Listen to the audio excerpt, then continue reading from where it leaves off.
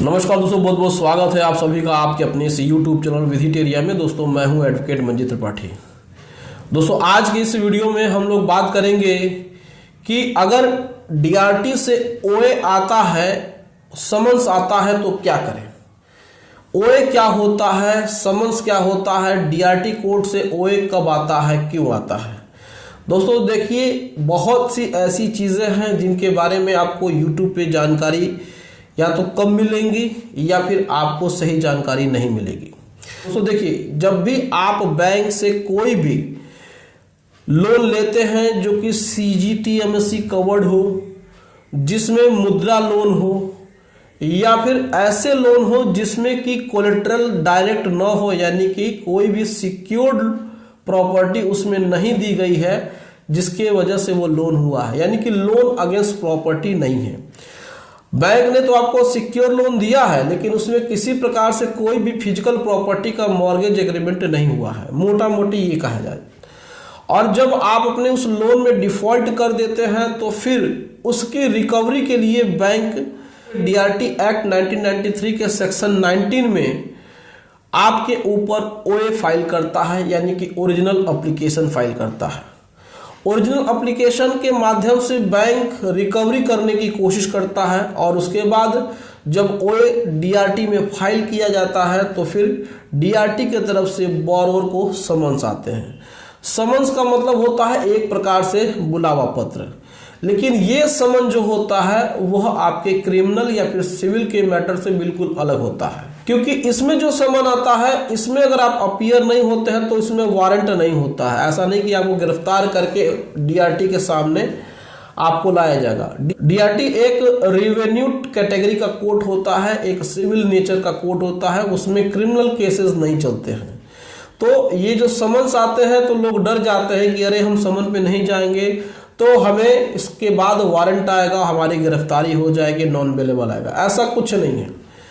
आपके ऊपर बैंक ने ओए फाइल किया है, डीआरटी से समन आया है, तो इसमें यही कहा जाएगा कि बैंक ने इतने रुपए की रिकवरी की डिमांड की है, एप्लीकेशन आपके अगेंस्ट में दिया है, तो आप 30 दिनों के भीतर इस डेट पे आकर के अपनी बात कह सकते हैं। ओए में यही लिखा होता है। भले ही ओए आपको बहुत ही मोटा मिलता होगा, मतलब कि उसमें आपको एक बंडल कॉपी करके भेजी जाती है और वो भी डाक से भेजा जाता है, पोस्ट से भेजा जाता है और उसमें वो पार्सल होता है। मतलब के चलिए कि इतना मोटा वो होता है, उसमें तकरीबन 300-400 पेज होते हैं। अब जब ओए आपके पास आ जाता है तो आपको क्या करना है। देखिए, ओए आ जाता है तो आपको इसमें अपना बचाव पक्ष उन लिमिटेशन पीरियड के अंदर ही देना चाहिए जो कि डीआरटी ने आपको ऑर्डर किया है। अगर आपको डीआरटी से ओए आए तो ओए को आप एक्सेप्ट करिए और उसके बाद उसका रिटन स्टेटमेंट बना करके आप समय के अंतर्गत उसको फाइल जरूर करिए। तो ओए हमेशा डीआरटी कोर्ट से आता है, इसमें समन आते हैं, समन के बाद नहीं जाने पे कोई इसमें वारंट नहीं होता है, कोई नॉन बेलेबल वारंट नहीं होता है। डीआरटी कोर्ट आपका सिविल नेचर का कोर्ट होता है। तो ये सारी बातें आपको जानना ज़रूरी है। बहुत लोग पूछते हैं कि सर ओए क्या होता है और क्या डीआरटी कोर्ट में क्रिमिनल केस चलते हैं। तो ऐसा नहीं है, डीआरटी में कभी भी क्रिमिनल केस नहीं चलता है। हो सकता है कि डीआरटी आपको आपके अगेंस्ट में अगर कोई ऐसा ऑर्डर देता है तो फिर वो आपके डिस्ट्रिक्ट कोर्ट में केस चलेगा, तो हो सकता है कि फिर वहाँ पे आपका क्रिमिनल केस हो जाए, लेकिन डीआरटी में ऐसा नहीं होता है। डीआरटी में सिर्फ रिकवरी सूट फाइल की जाती है और ओए हमेशा ऐसे लोन के मामले में फाइल किया जाता है जिसमें सिक्योर्ड लोन तो होता है लेकिन उसमें किसी प्रकार की कोई सिक्योरिटी नहीं होती है। इसको मान के चलिए कि एक प्रकार से अनसिक्योर्ड लोन ही कहा जाता है। बहुत सारे मामलों में ये भी देखा जाता है केसीसी लोगों ने बनवाया होता है और उसमें ओए आ जाता है। बहुत से मामले ऐसे देखे जाते हैं कि जो अनसिक्योर्ड बिजनेस लोन लिया गया है उसमें अगर डिफॉल्ट कर दिए हैं तो भी डीआरटी से ओए आ जाता है।